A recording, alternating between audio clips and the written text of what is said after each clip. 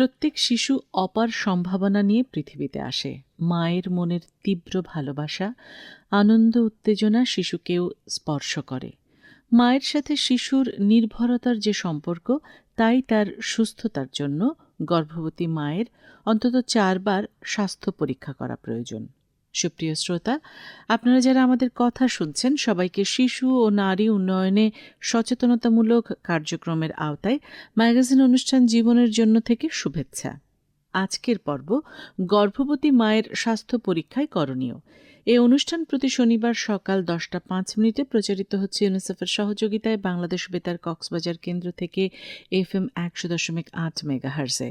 রেডিওতে এবং মোবাইল ফোনে শুনতে টিউন করুন FM 100.8 মেগাহার্জে। এছাড়াও ফেসবুক পেজ এবং ইউটিউব থেকেও পরবর্তীতে এই অনুষ্ঠান শুনতে পারবেন। সুপ্রিয় শ্রোতা, গর্ভবতী মায়ের স্বাস্থ্য পরীক্ষায় করণীয় নিয়ে আমাদের আজকের আয়োজনমালায় থাকছে গর্ভবতী মায়ের স্বাস্থ্য পরীক্ষা নিয়ে কমিউনিটি থেকে ধারণ করা বিভিন্ন মানুষের মতামত, ভক্স পপ ও সংবাদচিত্র, নিউজ রিল, গর্ভবতী মায়ের অভিজ্ঞতা এবং জানা অজানা দিক নিয়ে গল্প, করণীয় এবং জরুরি বার্তা। আমাদের শ্রোতা বন্ধুদের মধ্যে যারা শিশু ও কিশোর কিশোরী আছেন এবং আজকে যাদের জন্মদিন, সকলকে জানাই জন্মদিনের শুভেচ্ছা। এই জন্মদিনকে স্মরণীয় করে রাখতে আজকে এমন একটি উদ্যোগ নিন যাতে আপনার পরিবারের বা বন্ধুদের যে কোনো একটি সমস্যার সমাধান হয়। প্রিয় শ্রোতা, গর্ভাবস্থায় মা ও শিশুকে সুস্থ রাখতে গর্ভবতী মায়েদের অন্তত 4 বার স্বাস্থ্যকেন্দ্রে গিয়ে তার ওজন, রক্তচাপ, গর্ভে শিশুর অবস্থান পরীক্ষা করা প্রয়োজন। এই সময়ে স্বাস্থ্যকেন্দ্রে গিয়ে পুষ্টি বিষয়ে পরামর্শ, ক্যালসিয়াম, আয়রন ও ফলিক অ্যাসিড ট্যাবলেট নেওয়ার প্রয়োজনীয়তা, সঠিক ওজন এবং রক্ত ও প্রস্রাব পরীক্ষার সেবাসমূহ নিতে পারেন। এই সময় গর্ভের শিশুর কোনো ধরনের জটিলতা ধরা পড়লে তা সময় মতো চিকিৎসা করে মা ও শিশু উভয়কেই সুস্থ রাখা যায়। প্রিয় শ্রোতা, এখন গর্ভবতী মায়ের স্বাস্থ্য পরীক্ষায় করণীয় বিষয়ে শুনব কমিউনিটি থেকে ধারণ করা বিভিন্ন মানুষের মতামত, ভক্সপপ। আর এটি ধারণ করেছেন রোজিনা আক্তার রোজি। গর্ভাবস্থায় মায়ের স্বাস্থ্য ঝুঁকি প্রতিরোধে আমরা সেসব মায়েরা কি করেছেন, এই যে 4 বার চেক আপের প্রয়োজনীয়তা রয়েছে, গর্ভবতী মায়েরা তারা নিজেরা কয়বার চেক আপ করেছেন এবং এ ব্যাপারে তাদের অভিজ্ঞতা, মতামত জানার জন্য কয়েকজন মায়ের সাথে কথা বলেছি। বলছেন তেমনই একজন মা, যে আপনি কতবার চেক আপ করেছেন? এই যে 4 বার হাসপাতালে যেতে হয় এবং ওখানে চেক আপ করতে গেলে কি কি করতে হয় হাসপাতালে? আমি একজন গৃহবধূ। আমার একবার বাচ্চা নিতে মানে 4 বার চেকআপে যেতে হয়েছে। যেতে, যেতে মানে বেশিক্ষণ দাঁড়াতে হয় না। ঘন্টাখানেকের মধ্যে আমার চেকআপটা শেষ হয়ে গেছে। লাইনে দাঁড়াতে হয়। তো বেশি সমস্যা হয় নাই। লাইনে দাঁড়ায় আর চেকআপটা করে চলে আসছি। আমার অত বেশি সমস্যা হয় নাই। একজন মা বলছেন যে 36 সপ্তাহ পরে হাসপাতালে পরীক্ষা করলে এতে প্রসবকালীন জটিলতা হয়। চতুর্থবার হাসপাতালে ঠিকভাবে মা যেন চেক আপ করতে পারে, সেজন্য কি করা দরকার তিনি তার মতামত বলছেন। মা হিসেবে আমি জানি যে 4 বারই চেক আপ করা প্রয়োজন। চতুর্থবার চেক আপ করলে অনেক সময় মা এবং বাচ্চার জন্য ঝুঁকি হয়, সেজন্য প্রথম থেকেই চেক আপ করা প্রয়োজন। আর শেষবার চেক আপ করার সময় মা যেহেতু তখন 36 সপ্তাহ পর মা যখন একটু অবস্থা দুর্বল টাইপের হয়ে যায়, বাচ্চা হওয়ার সময় হয়ে যায়, সেজন্য পূর্ব থেকেই চেক আপগুলো করা প্রয়োজন, সবগুলা চেক আপ। এবং হাসপাতাল কর্তৃপক্ষেরও এবং এখানে যারা সেবিকা বা চিকিৎসক সবার একটু সহযোগিতা প্রয়োজন। আরেকজন মা জানাচ্ছেন, সন্তান গর্ভে আসার পর হাসপাতালে বা স্বাস্থ্যকেন্দ্রে গিয়ে স্বাস্থ্য পরীক্ষা ও শিশুর জন্মের জন্য কি কি পদক্ষেপ নিয়েছিলেন। সন্তান গর্ভে আসার পর আমি যখন প্রথমে টের পেয়েছি, তারপর আমি নিশ্চিত হওয়ার জন্য ডাক্তারের কাছে গেছি। ওখানে যে টেস্টগুলো দিয়েছে সেগুলো করাইছি। পরপর আসা পর্যন্ত, মানে পৃথিবীতে আসা পর্যন্ত যে 4 বার চেক আপ করাতে হয়েছে, সেই চেক আপগুলো টাইমে করেছি। এই চেক আপগুলোর মাধ্যমে বাচ্চার ওজন জানা যায়, বাচ্চার পজিশনটা জানা যায়, বাচ্চার রক্ত সম্পর্কে জানা যায়, রক্তচাপ সম্পর্কে জানা যায়। তাহলে যত ডাক্তারের পরামর্শ মতো চলা যায়, তত বাচ্চাগুলো সুস্থভাবে পৃথিবীতে আসার সম্ভাবনা থাকে। সেজন্য আমি নিয়মিত চেক আপে গেছি। আমার বাচ্চার যখন ডেলিভারি হওয়ার জন্য ভর্তি হয়েছে বলে টাইমে ভর্তি হয়েছে, আমার বাচ্চাটা সুস্থভাবে ডেলিভারি হয়েছে। আপা, ডেলিভারি কি বাড়িতে না হাসপাতালে, কোথায় হলে নিরাপদ বলে মনে করেন? আমার মতে, আমার সম্পূর্ণ শুরু থেকে শেষ পর্যন্ত আমি জানছি যে বাড়িতে হলে অনেক ঝুঁকি থাকে, হঠাৎ করে মায়ের প্রেশার বেড়ে যায়, বা অনেক সমস্যা হয় যেগুলো বাড়িতে এড়ানো যাবে না, কখনো সম্ভব হয় না। তার সবচেয়ে নিরাপদ মনে করি আমি হাসপাতালে বাচ্চা ডেলিভারি হওয়াই ভালো। কারণ সেখানে সবসময় ডাক্তাররা থাকে কোন ঝুঁকিতে কোন ধরনের ব্যবস্থা নিতে হবে, রোগীর অবস্থা, বাচ্চার অবস্থা সবকিছু নিরাপদ হবে বলে আমি মনে করি। আমি একজন কিশোরী। আমি মনে করি গর্ভবতী নারীদের গর্ভকালীন সময়ে চেক আপ করা নিয়ে অনেক সমস্যা হয়। অনেকের পরিবার থেকে ঠিকমতো চেক আপ করতে নিয়ে যায় না। আবার গর্ভবতী নারী একা একা হাসপাতালেও চেক আপ করতে যেতে পারে না।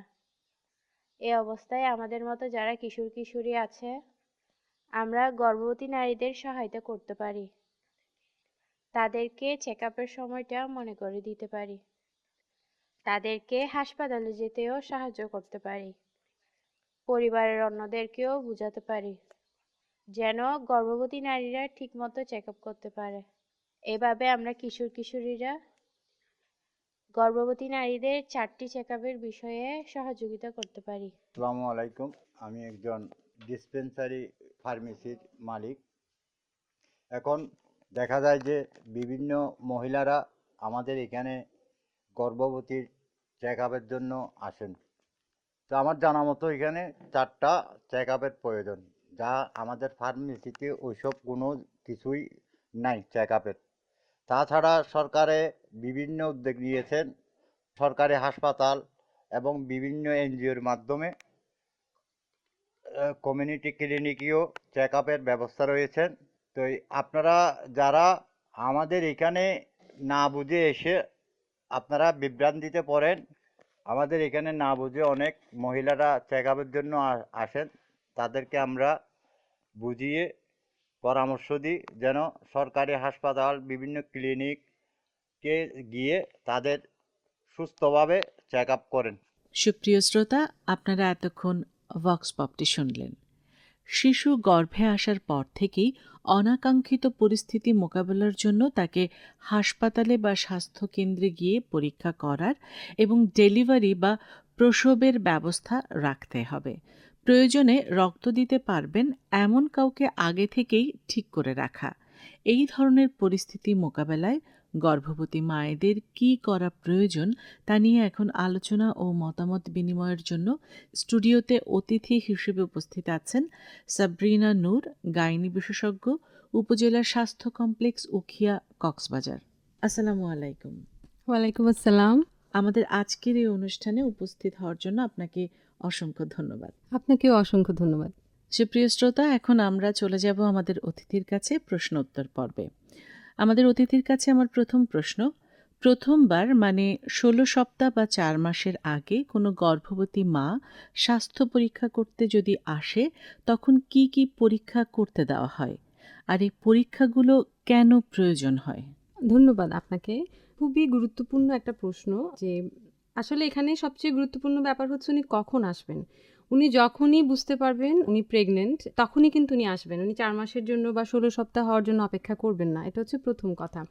যখনই ওনার প্রেগনেন্সি টেস্ট পজিটিভ হবে বা উনি সন্দেহ করবেন যে উনি প্রেগনেন্ট, তখন উনি প্রথমবার আমাদের কাছে আসবেন। এখন সেক্ষেত্রে যদি দেখা যায় যে উনি প্রেগনেন্সি টেস্টটা করেননি, সেক্ষেত্রে আমরা ডকুমেন্টেশনের জন্য প্রথমবার একটা প্রেগনেন্সি টেস্ট করতে দিই। এবং এরপর হচ্ছে ওনাকে আমরা কী কী পরীক্ষা করি। এরপর হচ্ছে ওনাকে আমরা নিজেরা কিছু পরীক্ষা করি, যেমন ওজন। প্রতিবারই ওনার আমরা ওজনটা দেখি, কারণ গর্ভাবস্থায় ওজন একটা খুবই গুরুত্বপূর্ণ ভূমিকা পালন করে। এরপর একটা গুরুত্বপূর্ণ ব্যাপার হচ্ছে ব্লাড প্রেশার। আমরা ব্লাড প্রেশারটা দেখি, রক্ত স্বল্পতা দেখি এবং কিছু টেস্ট আমরা ল্যাবে করতে দেই। টেস্টগুলো হচ্ছে রুটিন টেস্ট। রুগী আমার কাছে প্রথমবার যখনই আসবে তখনই আমরা ওনাকে কিছু রুটিন টেস্ট করতে দেই। কিছু রক্তের টেস্ট, কিছু ইউরিনের টেস্ট এবং একটা আলট্রাসোনোগ্রাফি। এটা হচ্ছে কম্পালসারি, সব রুগীকেই আমরা করতে দেই। যেমন রক্তের গ্রুপ, অনেক পেশেন্টই আমাদের কাছে এসে বলে যে আমার রক্তের গ্রুপ নেগেটিভ। ওনারা নেগেটিভটা বলতে চায়, কেন জানি খুব পছন্দ করে। তো এটার হচ্ছে আসলে একটা ডকুমেন্টেশন লাগবে। এখন এমন যদি হয় যে পেশেন্টের ব্লাড গ্রুপটা করা আছে, সেক্ষেত্রে আমি অনুরোধ করব আপনি যখন যাবেন ডাক্তার দেখাতে অবশ্যই রক্তের গ্রুপের কাগজটা সঙ্গে করে নিয়ে যাবেন। কারণ ডকুমেন্টেশন ছাড়া কখনোই আপনার রক্তের গ্রুপটা ডাক্তারকে বলবেন না। কারণ একটা প্রেগনেন্সিতে কিন্তু রক্তের গ্রুপ অনেক গুরুত্বপূর্ণ ভূমিকা পালন করে। যেমন যদি কারো রক্তের গ্রুপ সত্যিই নেগেটিভ হয়, সেক্ষেত্রে কিন্তু তার আরও অনেক পরীক্ষা নিরীক্ষার ব্যাপার চলে আসে। ধন্যবাদ। এখন আপনার কাছে আমার দ্বিতীয় প্রশ্ন, দ্বিতীয়বার স্বাস্থ্য পরীক্ষা অর্থাৎ 24 থেকে 28 সপ্তাহ বা 6-7 মাসের মধ্যে যখন রোগী আসেন তখন কি কি পরীক্ষা করেন? কোনো শিশুর এই সময়ে যদি কোনো সমস্যা থাকে তাহলে কি ধরনের চিকিৎসা গর্ভবতী মাকে দিয়ে থাকেন? অনেক ধন্যবাদ আপা, খুবই গুরুত্বপূর্ণ একটা প্রশ্ন। এই সময়টা আসলে খুবই ভাইটাল। হ্যাঁ, আমরা আসলে ফিক্সড করে দেই না যে 6 থেকে 7 মাসে আসতে হবে, সেরকম কিছু বলি না। যে কোনো স্বাস্থ্যকেন্দ্রেই একটা পেশেন্ট যখন যান তখন কিন্তু একটা কার্ড করে দেয়, গর্ভবতী মায়েদেরকে একটা আমরা কার্ড দেই এবং ওই কার্ডে পরবর্তী ভিজিটের তারিখ লেখা থাকে। ইউজুয়ালি প্রথম দিকে আমরা 1.5 মাস পরপর ভিজিটের ডেটটা দেই আর বলে দেই আর কি মুখে যে আপনার যদি কোনো সমস্যা হয় তাহলে কিন্তু আপনি তারিখের জন্য অপেক্ষা করবেন না, আপনি তার আগেই চলে আসবেন। এবং প্রতি ভিজিটে আমরা ওজন, ব্লাড প্রেশার, রক্ত স্বল্পতা এগুলো তো চেক করি এবং সাথে কিন্তু প্রতি ভিজিটে আমরা কিছু পরীক্ষা করতে দিই। যেমন এই ভিজিটে কিন্তু খুব বেশি গুরুত্বপূর্ণ হচ্ছে আপনার ব্লাড সুগার। আমাদের দেশে কিন্তু এখন ডায়াবেটিসের প্রবণতা অনেক বেশি। হ্যাঁ, আমাদের বাবা মা যে কারো পরিবারে কিন্তু দেখা যায় যে কমন, হ্যাঁ, ডায়াবেটিস রোগটা খুবই কমন। তো অনেক সময় রুগীরা করতে চায় না যে আপা আমি তো এর আগের বার করেছি, হ্যাঁ এখন আমি কেন করব। কিন্তু এটা কিন্তু রুটিন টেস্টের মধ্যে চলে এসেছে, হ্যাঁ, যে 28 সপ্তাহের মধ্যে আসলে আপনাকে দ্বিতীয়বার অবশ্যই ব্লাড সুগারটা টেস্ট করতে হবে। আরেকটা খুবই জরুরি যেটা আপনি প্রশ্ন করেছেন যে যদি বাচ্চার কোনো সমস্যা থাকে, অনেক সময় জন্মগত ত্রুটি থাকে কিছু বাচ্চার এবং এই ত্রুটিটা ডিটেক্ট করার জন্য এই সময় আমরা একটা আলট্রাসোনোগ্রাফি করি, সাথে আমরা একটা অ্যানোমালি স্ক্যান দিয়ে দিই সেই সময়টাতে, যে বাচ্চার যদি কোনো জন্মগত ত্রুটি থাকে তাহলে এই সময়টা হচ্ছে একদম আইডিয়াল টাইম। 20 থেকে 22 সপ্তাহের মধ্যে এটা আমরা করি।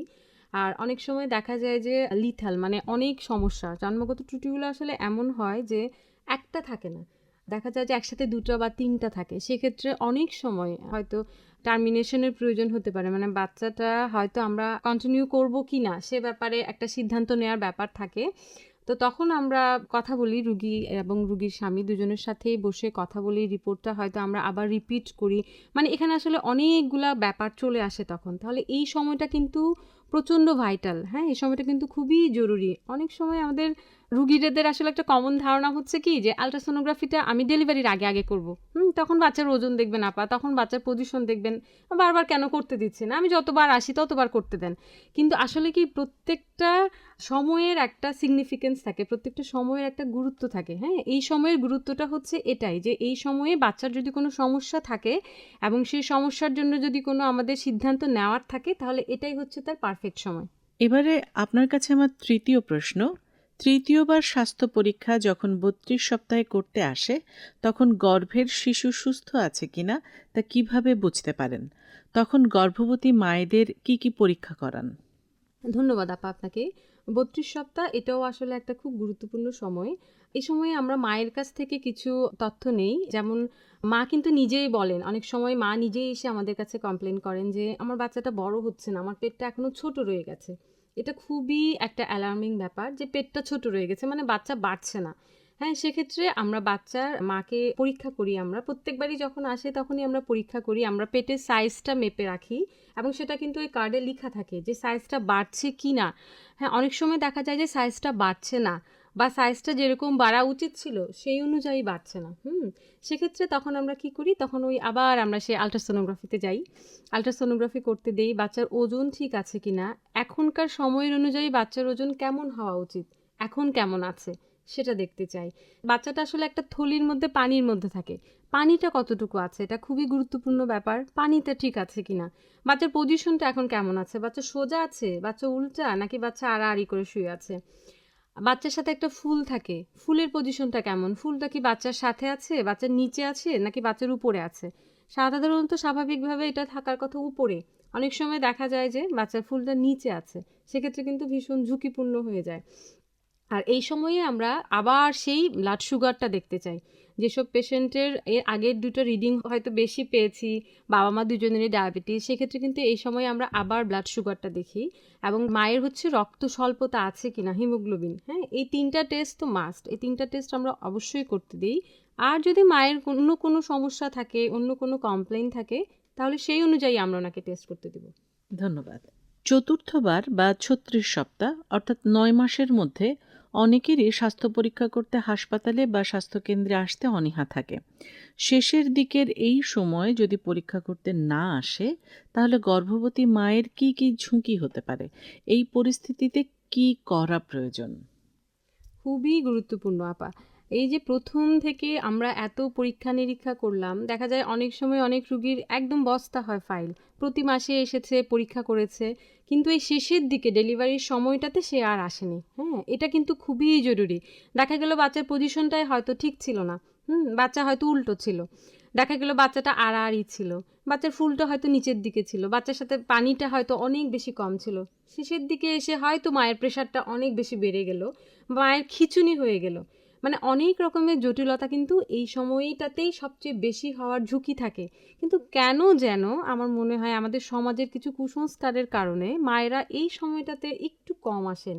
চতুর্থ ভিজিটে দেখা যায় যে হয়তো 50% রুগী ভাবেন যে না, আমি আর যাব না, অনেক তো পরীক্ষা নিরীক্ষা করিয়েছি, সব তো ভালো ছিল, এবারও ভালো থাকবে।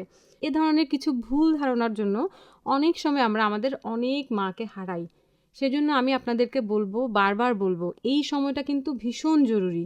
আপনি এতদিন ধরে যা কষ্ট করেছেন, যত কিছু করেছেন, সব কিছু কিন্তু আপনার এই সময়টার উপর নির্ভর করবে।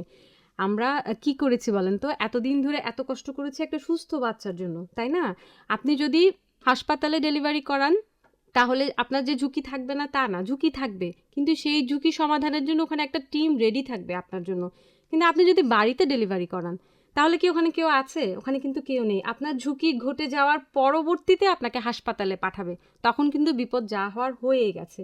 তাই আমি আপনাদের সবাইকে অনুরোধ করব, দয়া করে এই সময়টা কিছুতেই কারো কথা শুনবেন না, এবং আপনি আপনার সিদ্ধান্তটা নেবেন, এবং অবশ্যই ডাক্তারের পরামর্শের জন্য, ডাক্তারকে দেখানোর জন্য হাসপাতালে যাবেন। আপনার কাছে এই মুহূর্তে আমার শেষ প্রশ্নটি হচ্ছে, গর্ভাবস্থায় টিটি টিকা কখন শুরু করতে হবে এবং গর্ভাবস্থায় মোট কয়টি টিটি টিকা দিতে হবে? খুবই জরুরি প্রশ্ন। গর্ভাবস্থায় সাধারণত আমরা রোগীর কাছ থেকে শুনি যে এর আগে উনি কয়টা টিকা নিয়েছেন। অনেক সময় এমন হয়, কিছু মা আছেন যাদের ভুল ধারণা হচ্ছে প্রতিবার গর্ভাবস্থায় উনি টিকা নেবেন, 2টো করে টিকা নেবেন। কিছু মায়ের ভুল ধারণা আছে। এখন যদি এমন হয় যে 15 বছর পর থেকেই টিটি টিকা সাধারণত আমরা দেওয়া শুরু করি, আর যদি এমন হয় যে উনি বিয়ের আগেই 5টা টিকা দিয়ে দিয়েছেন, তাহলে ওনার আর কোনো টিকা নেয়ার কোনো দরকার নেই। আমি আবার বলছি, যদি বিয়ের আগে 5টা টিকা কেউ নিয়ে থাকেন, তাহলে সেই মায়ের আর গর্ভাবস্থায় নতুন করে কোনো টিকা নেয়ার কোনো দরকার নেই। কিন্তু যদি এমন হয় মা টিকা নিয়েছেন, উনি মনে করতে পারছেন না, হয়তো 1টা, হয়তো 2টা, উনি নট শিওর যে উনি কয়টা টিকা নিয়েছেন, সেক্ষেত্রে আপনাকে টিকা নিতে হবে। গর্ভাবস্থায় পুরো পিরিয়ডটাতেই টিকা নেওয়া যায়, কিন্তু ফর সেফটি পারপাস, মানে সাবধানতা বশত, আমরা শুধুমাত্র মধ্যবর্তী 3 মাসে টিকা দেই। মানে প্রথম 5 মাসে যদি এমন হয় যে কেউ টিকা নেননি বা টিকার ডোজটা কমপ্লিট করেননি, সেক্ষেত্রে উনি প্রথম 5 মাসে একটা টিকা নেবেন এবং তার 1 মাস পরে আবার দ্বিতীয় টিকা নেবেন। তখনই কিন্তু ওনাকে একটা কার্ড করে দেওয়া হবে, এবং ডেলিভারির পরেও কিন্তু উনি সেই টিকার ডোজটা কমপ্লিট করবেন। ঠিক আছে? কিন্তু আমাদের দুর্ভাগ্যজনকভাবেও সত্য, আমাদের দেশে কেন যেন মায়েরা খুবই অনীহা প্রকাশ করেন, এবং ওই যখন উনি প্রেগনেন্ট হন তখনই শুধু 2টো করে টিকা নিতে থাকেন। এটা কিন্তু মানে খুবই একটা বাজে প্র্যাকটিস। আমার মনে হয় এখান থেকে বের হয়ে আসার সময় এখন আমাদের সবার হয়েছে। আপনাকে অসংখ্য ধন্যবাদ। এত চমৎকার করে সময়োপযোগী সুন্দর প্রশ্নের উত্তরগুলো আপনি আমাদের দিয়েছেন।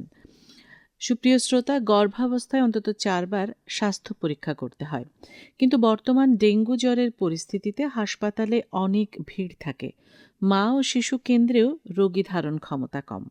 এই অবস্থায় গর্ভবতী মা কিভাবে এবং কোন কোন জায়গা থেকে স্বাস্থ্য পরীক্ষা করাচ্ছেন? যদি কোনো গর্ভবতী মায়ের ডেঙ্গু জ্বর হয়, তবে তিনি কিভাবে চিকিৎসা করাচ্ছেন? এবারে শুনব গর্ভবতী মায়েদের অভিজ্ঞতা এবং জানা অজানা দিক নিয়ে গল্প, সংবাদচিত্র। আর এটি মাঠ পর্যায় থেকে ধারণ করেছেন ইসরাত জাহান সুমাইয়া। আসসালামু আলাইকুম সুপ্রিয় বন্ধুগণ, আশা করছি সকলে ভালো আছেন। আমরা জানি যে গর্ভাবস্থায় মা ও শিশুকে সুস্থ রাখতে গর্ভবতী মায়েদের অন্তত 4 বার স্বাস্থ্য কেন্দ্রে গিয়ে মায়ের ওজন, রক্ত স্বল্পতা, রক্তচাপ, গর্ভে শিশুর অবস্থান পরীক্ষা করা প্রয়োজন। একজন গর্ভবতী মায়ের নিয়মিত স্বাস্থ্যসেবায় পরিবারের পক্ষ থেকে কিছু প্রস্তুতি নিয়ে রাখতে হয়। সন্তান গর্ভে আসার পর থেকেই অনাকাঙ্ক্ষিত পরিস্থিতি মোকাবেলার জন্য তাকে কোন হাসপাতাল বা স্বাস্থ্যকেন্দ্রে নিয়ে যাওয়া হবে সেই সিদ্ধান্ত আগে থেকেই নিয়ে রাখতে হবে। প্রয়োজনে রক্ত দিতে পারবেন এমন কাউকে আগে থেকেই ঠিক করে রাখতে হবে। চলুন এখন আমরা একজন গর্ভবতী মায়ের গল্প বা অভিজ্ঞতা শুনবো। আসসালামু আলাইকুম, আমি জুবাইদা তাসনিম। আমি একজন নবজাতক শিশুর মা। আমি যখন গর্ভাবস্থায় ছিলাম তখন কোনো ধরনের সমস্যা হলে তখন আমি ডক্টরের পরামর্শ নিতাম। ডাক্তার আমার যখন একবার গায়ে জ্বর ওঠে তখন আমি ডাক্তারের সাথে যোগাযোগ করি। তখন ডাক্তার আমাকে যে উদ্যোগগুলা বলেন, যে মানে যা যা করণীয় বলেন, তা হচ্ছে গর্ভাবস্থায় টিটি টিকা দিতে হবে, শরীরের পাশাপাশি মনের যত্ন নিতে হবে, উচ্চ রক্তচাপ থাকলে ডাক্তারের পরামর্শে ওষুধ খেতে হবে, ডায়াবেটিস নিয়ন্ত্রণে চিনিযুক্ত কোনো খাবার খাওয়া যাবে না, গর্ভাবস্থায় অন্তত 4 বার গর্ভকালীন স্বাস্থ্য পরীক্ষা করতে হবে, মায়ের ওজন, রক্ত স্বল্পতা, রক্তচাপ, গর্ভে শিশুর অবস্থান পরীক্ষা করা, অপরিণত বয়স বা 20 বছরের নিচে কোনোভাবে গর্ভধারণ করা যাবে না। অবশেষে সকল গর্ভবতী মায়ের প্রতি এবং অভিভাবকদের প্রতি আমার একটা মেসেজ থাকবে, যারা গর্ভবতী আছেন তারা তাদের অভিভাবকরা তাদের সবসময় যত্ন নেবেন, ভালো মন্দ খাওয়াবেন, ডাক্তারের পরামর্শ নেবেন এবং আমার মতো অল্প বয়সী কেউ বিয়ে করবেন না, এবং যদি বিয়ে করে ফেলেন তাহলে আপনারা অল্প বয়সী বাচ্চা ধারণ করবেন না। বাচ্চা ধারণ করলে অনেক ধরনের সমস্যায় পড়তে হয়, তো শূন্যতা দেখা দেয়। আপনারা প্রতিনিয়ত ডাক্তারের পরামর্শ নেবেন এবং এটাই হচ্ছে আমার অনুরোধ। প্রিয় শ্রোতা, অপরিণত বয়স বা 20 বছরের আগে গর্ভধারণ করলে নানা ধরনের অসুখ দেখা দিতে পারে। এ ধরনের মাকে ঝুঁকিপূর্ণ মা বলা হয়। অপরিণত বয়সে একটি মেয়ের মা হবার মতো মানসিক এবং শারীরিক পূর্ণতা থাকে না। ফলে কম বয়সে যেসব মেয়ে মা হয় তারা নানা রকম শারীরিক ও মানসিক জটিলতায় ভোগে এবং মা ও শিশুর জীবন ঝুঁকিপূর্ণ হয়ে ওঠে। গর্ভবতী মায়ের স্বাস্থ্য পরীক্ষায় করণীয় নিয়ে শুনব আমাদের স্টুডিওতে উপস্থিত বিশেষজ্ঞের পরামর্শ। সাবরিনা নূর, গাইনি বিশেষজ্ঞ, উপজেলা স্বাস্থ্য কমপ্লেক্স উখিয়া, কক্সবাজার, এবং সেই সাথে করণীয় কি হতে পারে। ধন্যবাদ আপা আপনাকে। গর্ভাবস্থায় সবচেয়ে জরুরি সবার আগে আমি যেটা বলবো সেটা হচ্ছে টিটি টিকা। আপনি যদি টিটি টিকা আগে না নিয়ে থাকেন তাহলে সেটা অবশ্যই চিকিৎসককে আপনি অবহিত করুন, চিকিৎসককে জানান যে আমি এর আগে কোনো টিকা নেইনি, এবার আমার টিকা নিতে হবে। তাহলে সেটা ওনার মাথায় থাকবে, উনি নোট করে রাখবেন এবং কখন দিতে হবে সে ব্যাপারে কিন্তু উনি আপনাকে একটা পরামর্শ দিবেন। আর আরেকটা খুব জরুরি ব্যাপার যেটা আমরা প্রায়ই ভুলে যাই সেটা হচ্ছে মনের যত্ন। আমাদের দেশে সত্যি কথা বলতে মনের যত্ন আমরা আসলে কেউই নেই না, কিন্তু গর্ভাবস্থায় মায়ের যে একটা পরিবর্তন হয়, শারীরিক পরিবর্তন, এটাকে সাপোর্ট করার জন্য কিন্তু আসলে মনের যত্নটা খুব বেশি জরুরি এবং সেক্ষেত্রে পরিবারের সবাইকে এগিয়ে আসতে হবে এবং সবচেয়ে জরুরি ভূমিকা আমার মনে হয় এক্ষেত্রে একজন স্বামীই নিতে পারেন। উনি যদি একটু সহমর্মিতা, একটু ভালোবাসা দেখান তাহলে আমার মনে হয় এটা খুব সহজেই সম্ভব গর্ভবতী মায়ের মনের যত্ন নেওয়া। সবাইকে অনেক ধন্যবাদ। আপনাকেও অসংখ্য ধন্যবাদ। প্রিয় শ্রোতা, বাংলাদেশ বেতার কক্সবাজার ফেসবুক পেজে অনুষ্ঠান সম্পর্কে সুনির্দিষ্ট মতামত জানাতে পারবেন। আর কমিউনিটি পর্যায়ে আমাদের কিশোর কিশোরী শ্রোতা ক্লাবের সদস্যরাও সরাসরি অনুষ্ঠান সম্পর্কে তাদের মতামত জানাতে পারবেন। যারা অনুষ্ঠানটি শুনছেন এবং তথ্য দিয়ে সহযোগিতা করেছেন তাদের প্রত্যেককে জানাই আন্তরিক ধন্যবাদ। সুপ্রিয় শ্রোতা, আজকের মতো এখানেই বিদায় নিচ্ছি। সকলের সুস্থতা কামনা করে শেষ করছি আমাদের আজকের পর্ব, গর্ভবতী মায়ের স্বাস্থ্য পরীক্ষায় করণীয় ম্যাগাজিন অনুষ্ঠান জীবনের জন্য। প্রচারিত হচ্ছে ইউনিসেফের সহযোগিতায় বাংলাদেশ বেতার কক্সবাজার কেন্দ্র থেকে FM 100.8 মেগাহার্জে। পরবর্তী পর্ব নতুন কোনো বিষয়ে প্রতি শনিবার সকাল 10:05 শোনার আমন্ত্রণ রইল। শ্রোতা বন্ধুরা, জানিয়ে রাখি আজকের অনুষ্ঠানটি গ্রন্থনা এবং উপস্থাপনায় ছিলাম আমি সোহানা ইসরাত। রেকর্ডিং ও সম্পাদনা মংখিউ মার্মা, তত্ত্বাবধানে মোহাম্মদ আশরাফ কবির, আর অনুষ্ঠানটি প্রযোজনা করলেন কাজী মোহাম্মদ নুরুল করিম।